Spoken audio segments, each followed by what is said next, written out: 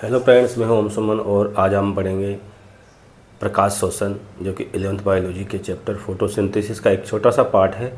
इस पार्ट में ये जो प्रकाश शोषण होता है एक निरर्थक प्रक्रिया मानी जाती है, क्योंकि इसका कोई मतलब नहीं होता।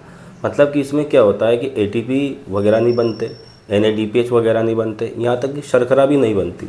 और फिर एक लंबी प्रोसेस के तहत यहाँ पर जो ATP यानी जो प्रकाश ऊर्जा अवशोषित की गई थी वो बर्बाद हो जाती है। तो इस कंडीशन में हम देखते हैं कि क्या होता है इस प्रकाश शोषण में। तो प्रकाश शोषण प्रक्रिया जो होती है फोटो रेस्पिरेशन बोलते हैं, यानी कि कोई प्लांट जो है वो फोटोसिंथेसिस कर रहा था, लेकिन वो क्या करने लग जाता है, शोषण करने लग जाता है। तो हम एक एंजाइम के बारे में बात कर रहे हैं। ये एंजाइम है हमारा रूबिस्को। अभी रूबिस्को क्या है कि ये रूबिस्को, इसका नाम होता है रूबिस्को कार्बोक्सिलेज और रूबिस्को ऑक्सीजनेज। इसे इसको हम ऐसे भी बोल सकते हैं, ऑक्सीजनेज भी कह सकते हैं इसको, ऑक्सीजनेज। और इसी रूबिस्को को हम बोल सकते हैं कार्बोक्सिलेज, कार्बोक्सिलेज। अब ये निर्भर करता है कि रूबिस्को किस रूप में काम करे, कि ये कार्बोक्सिलेज के रूप में काम करे या फिर ये ऑक्सीजनेज के रूप में काम करे। इस तरह से रूबिस्को, तो रूबिस्को संसार में सबसे अधिक मात्रा में पाई जाने वाली एक प्रोटीन है। और ये प्रोटीन किस तरह से काम करती है, देखो यहाँ पर जो रूबिस्को है, ये रूबिस्को को अगर CO2 की सांद्रता अधिक है तो फिर ये रूबिस्को कार्बोक्सिलेज की भांति काम करेगा।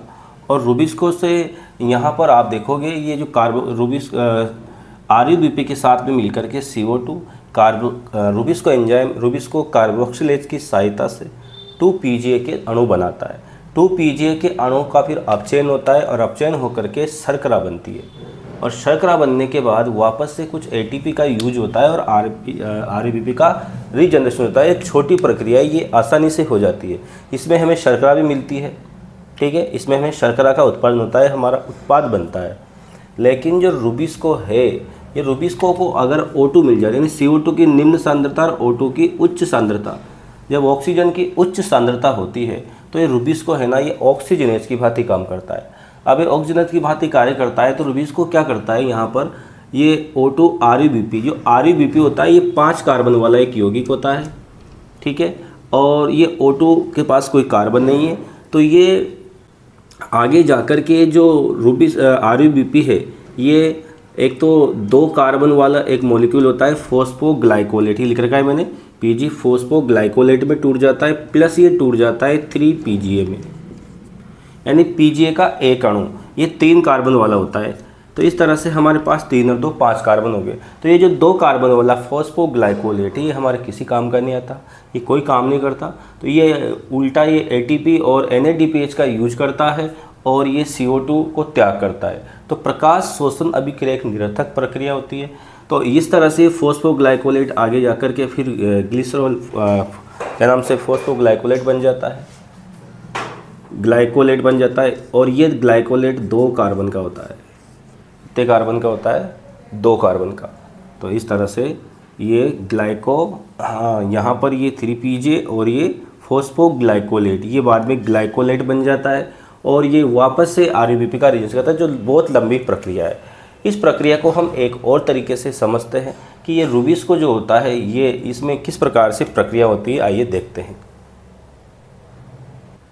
आइए देखते थोड़ा इसको अच्छे से समझते हैं कि प्रकाश शोषण आखिरकार क्या था। हमने इससे पहले देखा था प्रकाश शोषण में क्या होता है। जैसे भी प्रकाश शोषण होगा, प्रकाश शोषण में आप देखोगे ATP जो होता है, क्या ATP बनेगा, क्या ATP भी नहीं बनेगा, ठीक है, इसलिए इसको निरर्थक प्रक्रिया माना गया है। इसके अलावा इसमें CO2 का फिक्सेशन होगा, क्या CO2 का फिक्सेशन भी नहीं होगा, यानी कि जब शर्करा का निर्माण भी नहीं होगा। तो यहाँ पर शर्करा का निर्माण भी नहीं होता है, एक ये नुकसान वाली बात और है। साथ में इसमें ATP का लॉस होता है, साथ में इसमें NADPH वगैरह भी नहीं बनते, NADPH वगैरह भी नहीं बनते। तो इस प्रकार तो देखो यहाँ पर ATP नहीं बन रहा, CO2 फिक्सेशन नहीं हो रहा, NADPH काम में NADPH नहीं बन रहा, यानी शक्ति नहीं बन रही, उल्टा काम में आ रही है।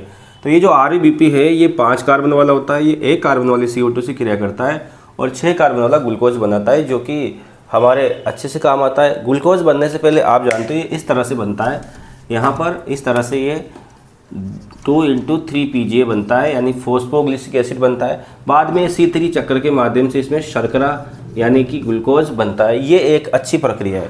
अब इसके बजाय मान लीजिए जो RUBP है, ये रूबिस्को जो है, रूबिस्को यहाँ पर काम करता था किसके रूप में, कार्बोक्सिलेज के रूप में।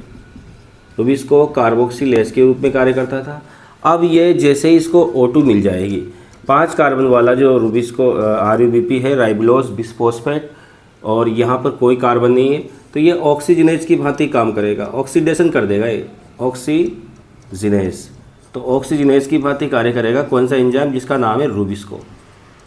और रूबिस्को ऑक्सीजनेज की भांति काम करेगा और वो फिर 2 अणु बनाएगा यहाँ पर। एक तो 2 कार्बन वाला अणु बनाएगा और एक 3 कार्बन वाला बनाएगा। 2 कार्बन वाला बनाएगा वो, जिसका नाम है फॉस्फोग्लाइकोलेट। फॉस्फोग्लाइकोलेट ये 2 कार्बन वाला एक यौगिक बना देगा, फॉस्फोग्लाइकोलेट। प्लस एक 3 कार्बन वाला बनाता ही है ये, जिसको बोलते हैं अपन 3PGA। ये 3 कार्बन वाला एक यौगिक बनाता है।